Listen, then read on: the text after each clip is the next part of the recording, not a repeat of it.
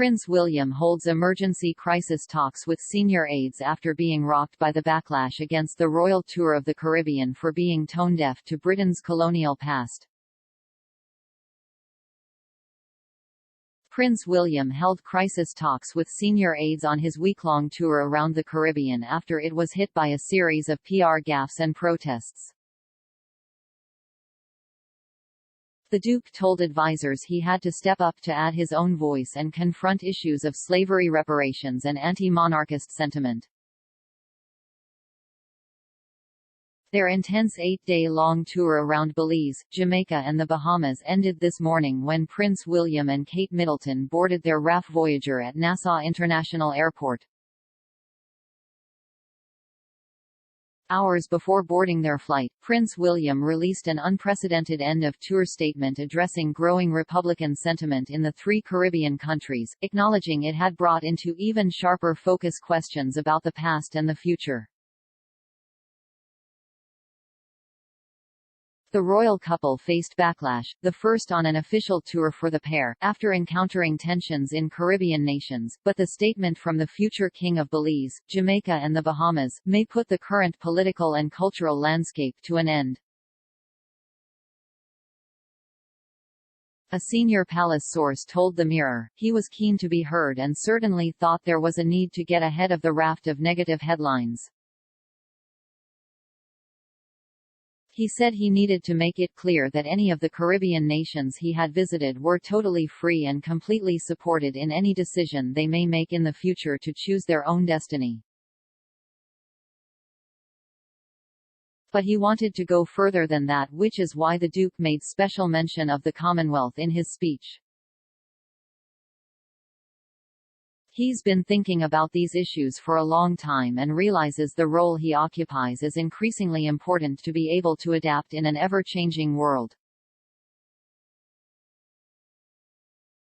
Details of the impromptu summit came as it emerged tonight that William, 39, wants to modernize the monarchy by ending its long-standing, never complain, never explain policy. He is said to respect the approach favored by his father and grandmother but believes the royals' actions should be agile to survive and thrive.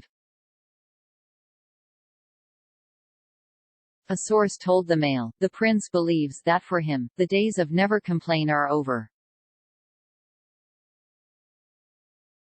He definitely won't be speaking out regularly but believes if the monarchy has something to say, then it should say it. Earlier in the tour, he tackled Britain's historic role in the abhorrent slave trade, expressing his sorrow that it ever happened to Jamaican dignitaries, following anti-colonial protests in Jamaica and Belize, but fell short of a full apology. There was also a protest outside the British High Commission by Republicans also demanding slavery reparations from Britain and the royals. He spoke out on a tricky tour for the royals, where the Cambridges were greeted like rock stars by the public but politicians, including Prime Minister Andrew Holness, used meetings to make clear in public they will push for the island to be a republic with a referendum this year. In the landmark speech, William also referred to his father's previous condemnation of slavery, but stopped short of apologizing for the royal family's part in the trade. He said, I strongly agree with my father, the Prince of Wales, who said in Barbados last year that the appalling atrocity of slavery forever stains our history. I want to express my profound sorrow. Slavery was abhorrent, and it should never have happened. He continued, while the pain runs deep, Jamaica continues to forge its future with determination, courage and fortitude. The strength and shared sense of purpose of the Jamaican people, represented in your flag and motto, celebrate an invincible spirit.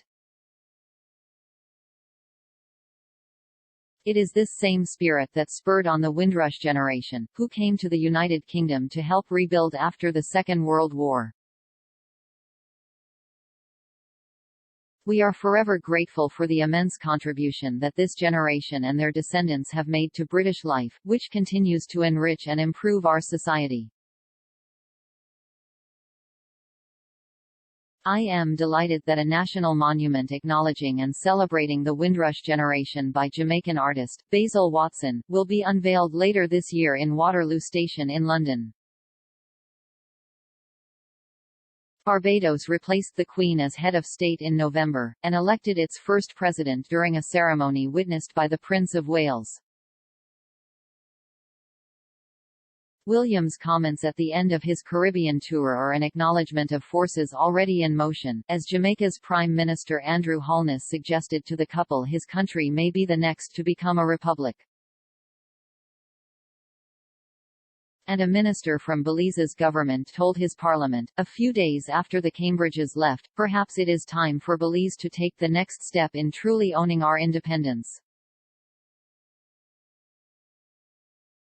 The statement, which comes against the backdrop of the Queen's growing frailty and doubts about whether she will be able to attend the Duke of Edinburgh's memorial service on Tuesday, effectively concedes that cracks are appearing in the Commonwealth, which has been the pride of her 70-year reign.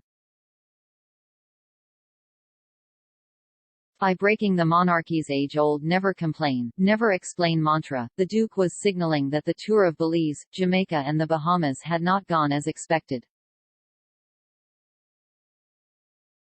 One walkabout led to heavily criticized pictures of the Duke and Duchess shaking hands with impoverished children through a fence in Trench Town, Jamaica. To wave their goodbyes to Bahamian officials at Nassau International Airport in the Bahamas, Kate wore a yellow floral peplum dress by Alessandra Rich and William donning a navy suit and burgundy tie. In their final day of the royal tour, the Duke and Duchess of Cambridge visited coral restoration farm Coral Vita on Grand Bahama at the site of an Earthshot Prize winner in the final engagement of the Royal Caribbean Tour. The organization won the Revive Our Oceans category at Prince William's Earthshot Prize Awards last year in recognition of their groundbreaking work to give new life to dying coral reefs.